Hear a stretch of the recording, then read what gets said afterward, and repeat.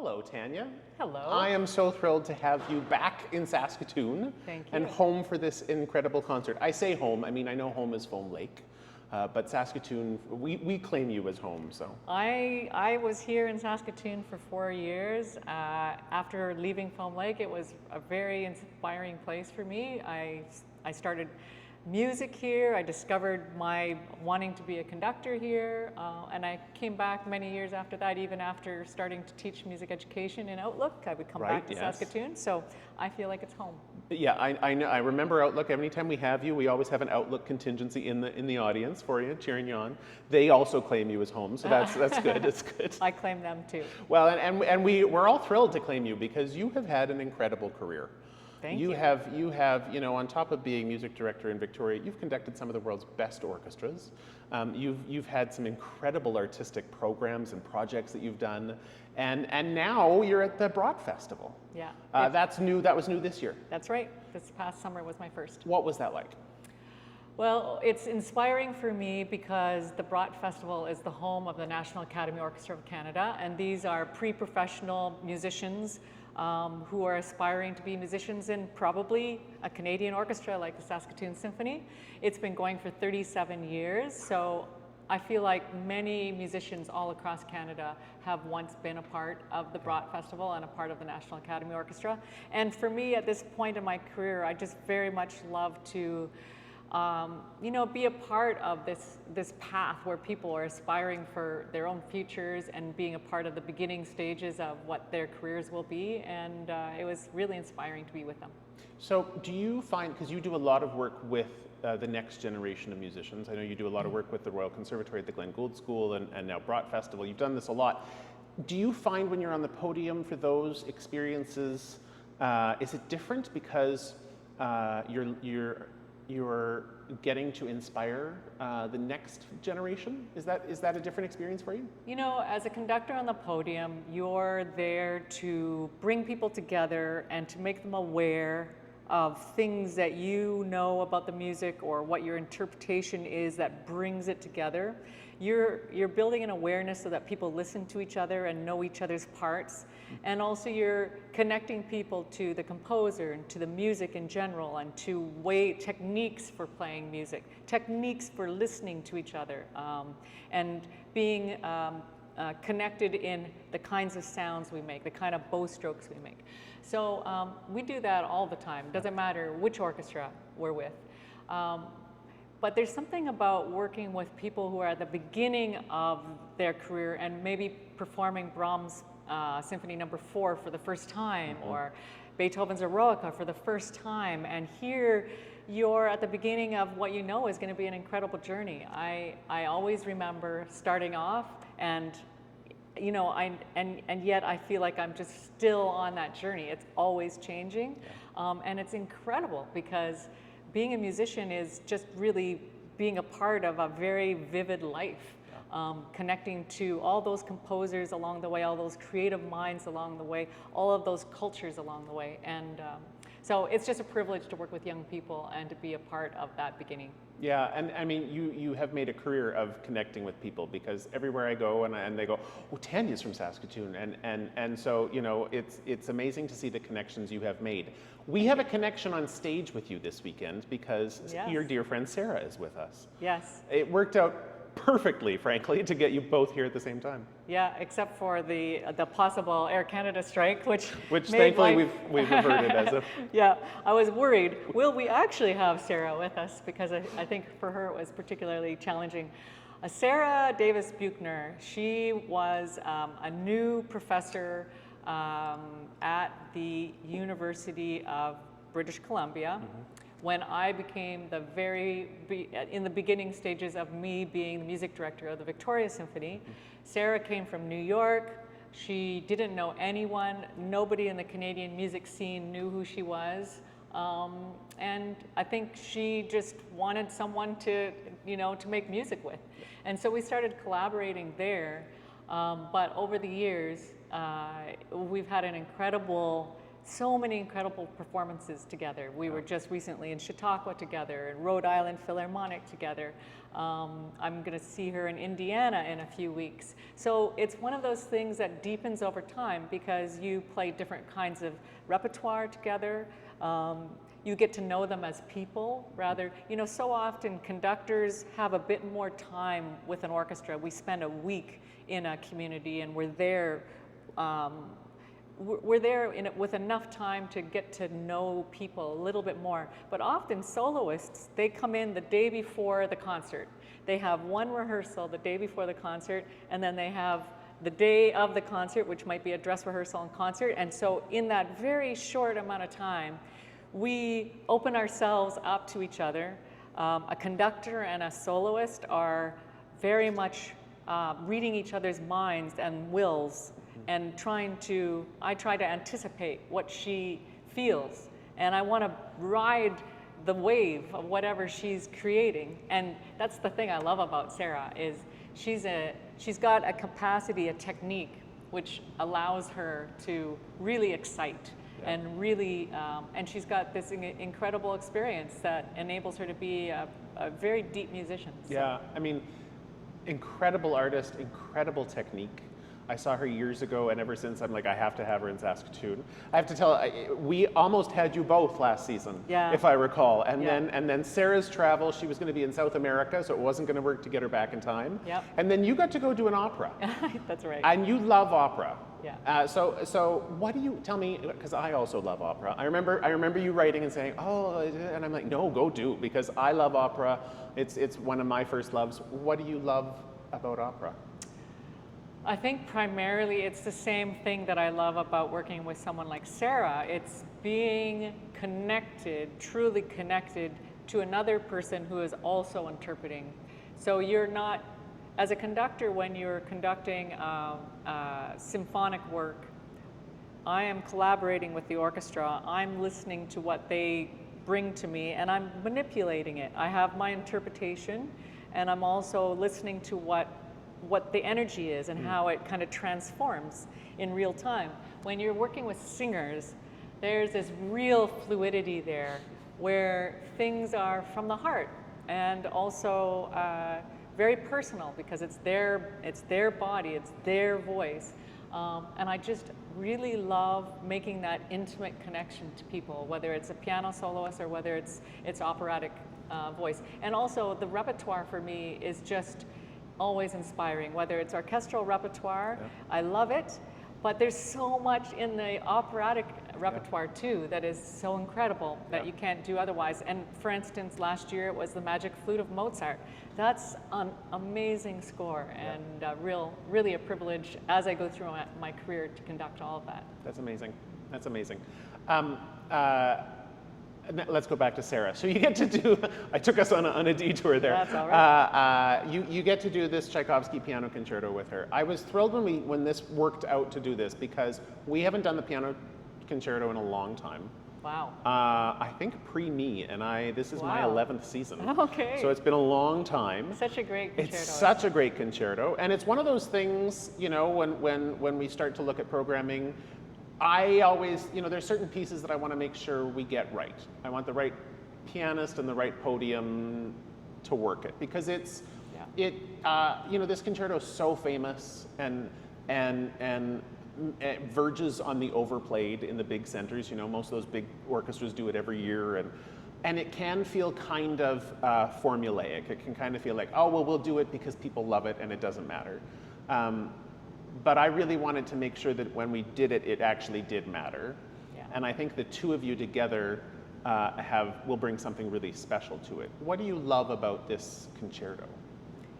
Well, first of all, I'm very excited to be doing it myself, because it's been a lot. The last time I did this concerto was with Simon Trapetsky with the Toronto Symphony. And for myself as well, for some reason, I laid it to rest for a while, to make sure it's fresh, to make sure it's special. And then I'm excited by the fact that this week is my first time doing it with Sarah. So although we've performed a lot together, we've never done Tchaikovsky together. So it will be a fresh experience. I don't know what she's going to do, except that I know it's going to be so thrilling. What I love about it is the range of emotion. Right off the bat, the fact that there's a soaring orchestra with the chords of the piano, just really making us just feel like there's just so, it's like so heroic. There's a sense of like human endeavor and going for anything, you know. This feeling of the whole concerto is one of virtuosity and one of, you know, something that just goes beyond almost any other.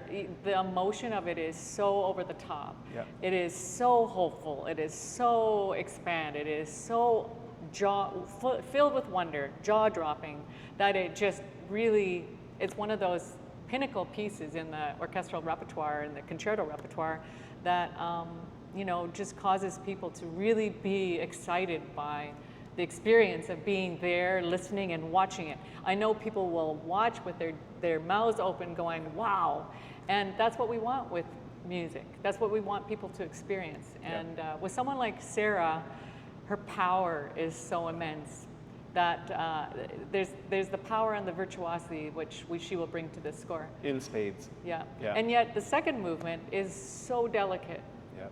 And Tchaikovsky had this way of capturing our feelings to such a wide range of degree. And the last time I was here, it was Tchaikovsky's Symphony No. 5.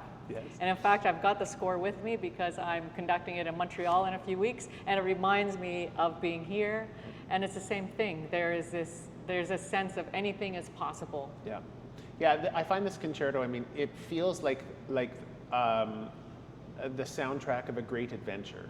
And not necessarily a movie adventure, but like a life adventure. It takes you from that phenomenal opening, like you said, the middle movement, which is so touching and so romantic. And then such a playful burst of energy for the finale. It's this grand adventure of life. And like you said, his music, there's the, it's not, I hate to use the word sentimental tinge, but it's got that depth of emotion alongside the storytelling. He really marries those two things so brilliantly together. Well, and Tchaikovsky is inspiring because, you know, this is one of the great top hits of piano concerto repertoire, but he rewrote it. I think the final version is a third version. He was unsure of himself. He presented it to a pianist, Rubinstein, who he wanted to perform it. Rubinstein said, this is wrong, this is wrong, this is wrong, this is wrong, change this, change that. He was destroyed, really. And that's the thing about great music sometimes. It's the same thing with Elgar. We will be talking about that. There are these moments in the creative minds of individuals, whether they are composers or whether they're writers or whether it's just you or me trying to strive and follow our dreams, that there's a point where you feel broken, like you're not going to make it, like you don't know what you're doing. And this happened to Tchaikovsky in this moment with his concerto, and yet it is, in the end, one of the most, the feeling of soaring of the human spirit. Triumph of the human spirit. Triumph of the human spirit. It really is a phenomenal achievement. You feel that in it. You feel what he achieved personally in it. Absolutely. We open the show with a piece that you handpicked that I think is so wonderful because it's a kind of an aperitif before the Tchaikovsky. It's got such touching sentiment as well that plays so beautifully into that. So the opening work is called Home. It's by a French-Canadian composer named Michael Osterley, except actually he was a German young person who emigrated to Canada when he was 14. And his idea for the piece was to write about basically a modern take on a piece that he was inspired by, which is Dvorak's New World Symphony. So he actually wrote a work which has 4 different parts to it. Each of the parts can be performed on their own. The final part was the work that we're going to be performing here in Saskatoon. It's called Home, and it's emotional because of that reason. You have a sense of arrival, of, it comes in 3 parts, and I find Michael Osterly's music is so witty. There's this sort of fantastic orchestration that he writes that you just go, how did he think of that? How did he make that work? Lots of percussion and strange sounds, and there's this quirky rhythm that infiltrates it and makes it very modern and fun. Right. So whenever I program Michael Osterly, I'm going to have fun, and I want the audience to have fun. So it's a great uplifting kind of smile of a way to open up the season. Yeah. But it goes through all of these quirky moments into something that's really kind of emotional. Yeah. And that's really this sense of arrival, that it comes home. There's a feeling of bells tolling and things just kind of suspending, and maybe a sense of, here I am, I've arrived. Yeah. So yeah, he's a great guy. He's got a new commission with the Montreal Symphony happening this year. He's written lots of great music for all kinds of groups across Canada, and I'm always happy to perform his music. Yeah, I did like that we're starting with a little piece called Home. I thought that was a nice tip of the hat from you. Yeah, here I am. Yeah, here I am, home. And I think, one of the things that happened, with putting the Elgar, then the Enigma variations onto the program, all this wonderful sentiment and dedication to his friends and his colleagues and his family, and to have you and Sarah performing together as friends, you home with friends in the orchestra, friends in the audience. Yeah. There's this line of friendship throughout.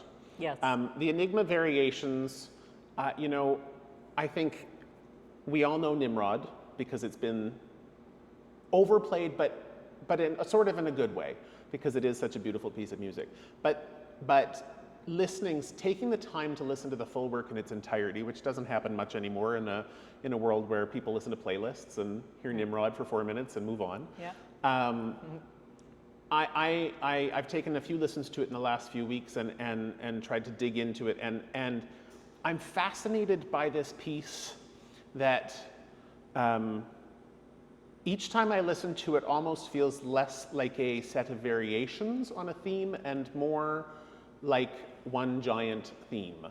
I find that it takes me, you're so used to the variations of Mozart, or like the things that we know, particularly as pianists, and exactly how they're going to manipulate things and move them around. Elgar does something different in this piece, and I find that deeply moving. How do you approach all of that in this work? What connects it, what you are touching upon is, so often a theme and variations from Mozart or into the Baroque times backwards is about the technique, the skill of manipulating notes in very clever ways, imaginative ways, that takes a simple theme and then makes it ornamented and going into a whole bunch of different styles and characters. Elgar goes beyond that because the essence of his theme, he says, is actually the enigma itself. Yep. The theme is always playing, he says, but you cannot hear it. Yep. But it's always there. So what is that? What is the enigma? That thing, yeah. For me, it's very much the sentiment. There's a little bit, I have ideas of specifics to what it is, but the essence is that connection that he felt to not only the friends and his wife pictured within, as he said, but more specifically, it's about what we were talking about before. In the very final variation, he basically creates a portrait of himself. Mm-hmm. And included in that portrait are the 2 characters who supported him the most within, his wife, Alice, and also his publisher, Jaeger, who was the movement, Nimrod. Yeah. And both of these come down to the essence of the fact that he had lost his way. He did not feel like he was a worthy composer. He wanted to give up. And it was at this time of real crossroads, a time of real kind of loss of self, and really feeling like he didn't have what it takes, that his friend Jaeger really compared him to Beethoven and said Beethoven was deaf, and in that moment when he was most frustrated, that's when some of his best music started to come forth. Yeah. Keep going. And so he pays homage to that fact in that last variation, and we know that the underlying theme is really that collection of the spirit of people who are around you. I mean, that's really what music is. Yeah. It's a way of sharing that human spirit and the emotions that go into that, and the culture of who we are and how, as humans, we change over the course of many lifetimes. That's why I'm fascinated by how Beethoven starts. Maybe his third symphony, for instance, starts in a certain way, but it travels through time and it changes in meaning because it reflects upon us and what's going on in the world and how we feel about life.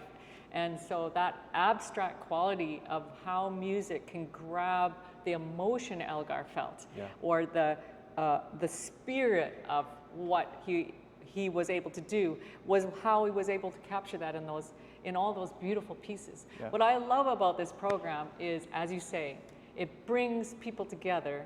There is a line throughout the entire program about home, about friendship, Yep. and that's how a season should start. But there's also a real truth to being together and experiencing those emotions together and being a part of that I think is really very important. And Elgar ultimately, in his piece, he captures the spirit of people music in an abstract way, captures either a story about something that happened between friends, or sometimes it's the character of the friends themselves, but all of it weaves together into a sharing. Yeah, it's and like you say, the coming together of sharing that aspect, I think, is so crucial in our day and age. Yeah. I was at a conference last year talking about the future of orchestras. Yeah. And in a modern world that is as busy and stressful as ours, because it's busy and stressful, you start to, okay, how do orchestras really matter? What can we do to make sure we matter?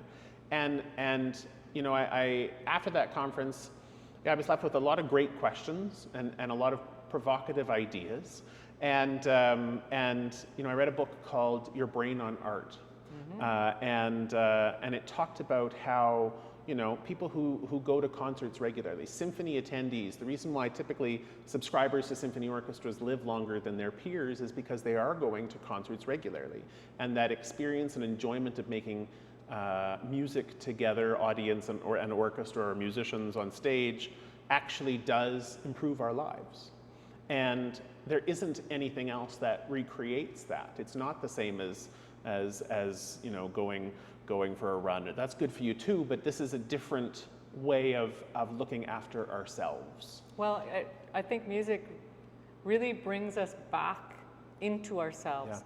When simultaneous to sharing the experience, more importantly, I think, is that direct relationship we have to what the music causes us to reflect on in our own lives. Yeah. It brings about the emotions of things that are of the greatest deal of that matter the most to you. Yeah. It brings out the aspects of your memory or your nostalgias or your desires or your hopes, your dreams. All of these things are brought into your physical being.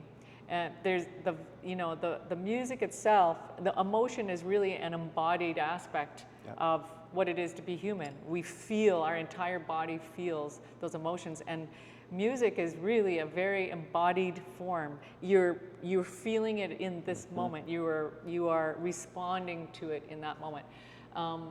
There's no question that my life is elevated to such extraordinary heights and depths for the soul searching, for the thoughts, the invoking questions brought to my mind, the treasures I see in the score, the patterns and relationships that I notice, the way that chords resonate in my mind and body, the way the arc of the emotion changes me when I experience it. And that happens to our audiences too. And I think that's what I love about this concert, is that it's in an arc, because the centerpiece is all about this euphoric thrill ride, which is Tchaikovsky, where in his sense, the outer two movements are the thrill ride, and the inner movement is the serenity and introspection. Yeah. But Elgar, there's something very meaningful and deep, more about the human spirit, you know, and who are we, but most obvious to our dearest friends and our closest relatives, the people who we reveal only our uttermost secrets to, are the only ones that we really feel know us. And somehow this piece of Elgar's feels like him, that he let us in to what that was. Yeah, and it really does capture him in such an honest, open way. Yeah. Which is what makes it such a perfect piece for opening our season. We're so thrilled to have you here. Thank you so much. I'm so excited because we get you back later this season. I'm also excited to be, I guess I'm closing in the season too. Yeah, you're opening and closing, so bookends. That's an honor. Well, I mean, it really is an honor to be remembered in your home. And as I go off and meet other orchestras and other people, it's exciting. I get the chance to experience what other people are like, and you know, to experience what other orchestras sound like too. But there's something about making music which is sharing that intimacy that feels very good about coming back home. And I was so excited when I flew into Saskatoon and I saw the beautiful crops and just this incredible feeling of nostalgia came over me, you know, for being home. So thank you for inviting me and having me back. Of course, of course. You know, I mean, Joni Mitchell talks about the constant call of the plains. And so I'm glad you felt that flying in, and we don't have you here in winter this year, so that helps. That is very nice, that's true. I chose well. Exactly, Yeah. exactly. A huge thanks for coming out with me to Black Fox. Thank you. We'll see you in May. Thank you very much. Awesome.